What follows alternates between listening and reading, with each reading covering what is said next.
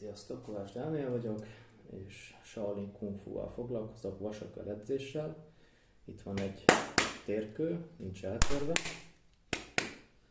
Nem mutattam közelről.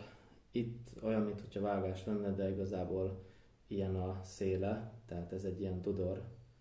Tehát ez így kilóg, tehát ez nem egy vágás, valaki erre azt írta, hogy itt be van vágva.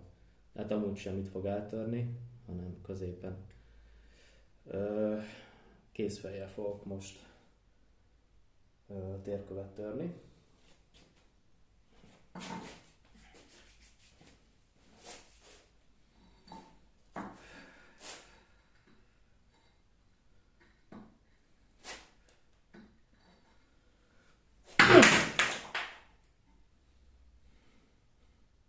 Osú.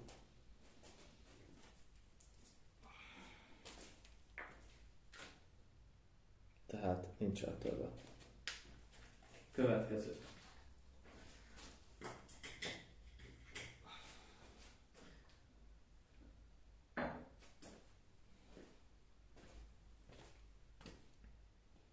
Ez sincs eltörve.